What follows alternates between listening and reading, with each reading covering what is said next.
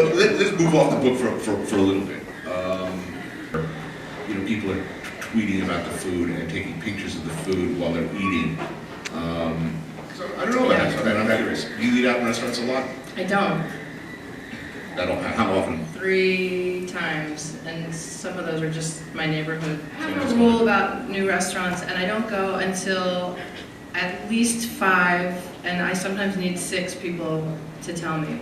Can you think of a place that you finally reluctantly regret kicking a screaming to? I went to Roberta's Yeah. in Brooklyn, and it was excellent. And 7 people told me to go, and I went. What do you think, generally speaking, looking around, what do you think we have enough of? We don't need any more restaurants. Really? I mean, in my neighborhood, there's nothing to do but eat. Right. And I sort of liked that New York used to have X-rated video and poetry and things going on. It feels very food-centric now. So, I don't really give a shit about food, right? It's like, I am a reluctant chef. I just would like to eat the food and maybe spend a minute appreciating its beauty or its deliciousness or its provenance, but then I want that conversation to end at dinner, and I want to talk to you about, your life. I want to talk about Italy a little bit later, but they seem to have a healthier attitude towards food. It's seasonal. Well, of course it would be. I don't need a T-shirt announcing that.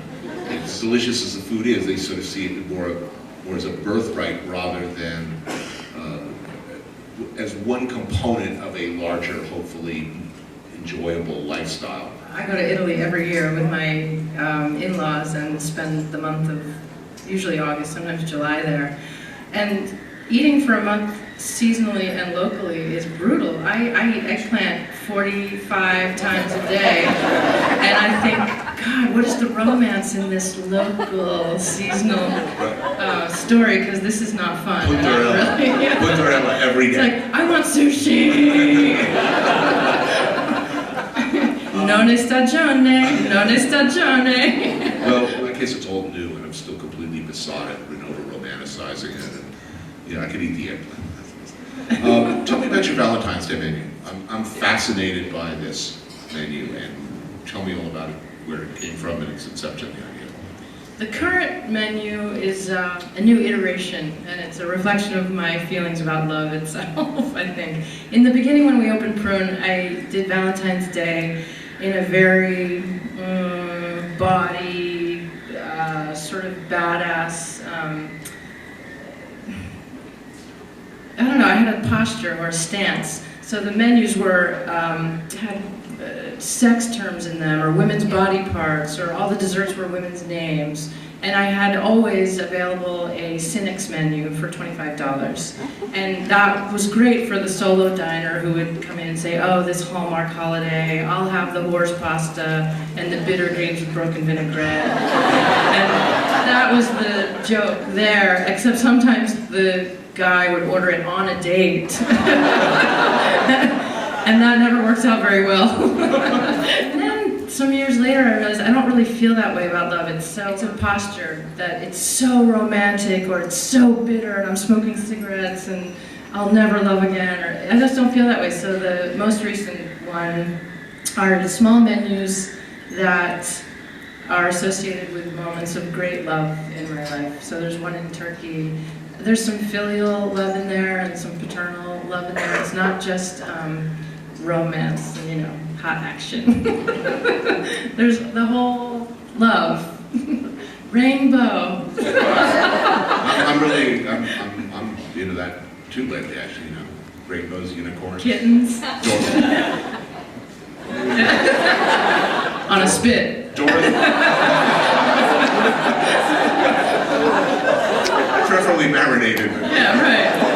Are you saying that parenthood has softened you? I'm well familiar with Dora's friend Boots. I don't know, you remember the episode where Boots meets his dad? That was so awesome. And they go in the amusement park together. They digress.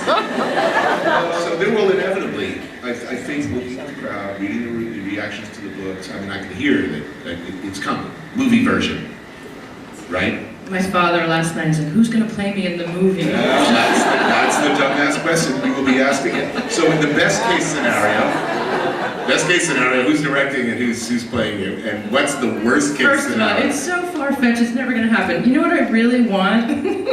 I live in a one-bedroom East Village tenement apartment with my 2 sons, and every time I take a shower, I'm stepping on Legos. I just want to move to a bigger apartment. If this is successful, that would be great, where you can have your tubby toys in that bathroom, and Mama's going to have her own bathroom. Yeah, but at what cost? That's success for me. Would you know, if you get a larger, I'm not moving to Brooklyn. I'm not moving to Brooklyn. Larger apartment. But Catherine Zeta-Jones would play you. Would that be a trade-off you could live with? Would you rather? This is my favorite game. We used to play it at work all the time. You'd have a larger bathroom, but when you looked in the mirror, you'd feel shame. Right. So far in life, I sleep very well at night in my conscience. So I hope to be able to carry that forward. If they send me any more media training, I might start to waffle, but so far I'm still me. I over-romanticized it. Italy was a strange and exotic and wonderful place. Of all the places I've been in the world, suddenly I'm in this place, and I'm a guy who was always very bitter that I wasn't Italian-American, that I didn't have that in my background. I kind of got some kind of that vibe from your book, that you seem to embrace Italy in the same kind of over-romantic... yeah, I start calling myself Gabrielle. Right. What are they doing right that we're just not getting right? And what are It's so incredible there, in such a small country, how each region is so distinct, and the food changes from one town to, or if it doesn't change from one town to another, they'll say, this is not how we cook the beans here in Lecce. But if you go to Tricasse, they cook the beans this way, and I'm talking 20 kilometers.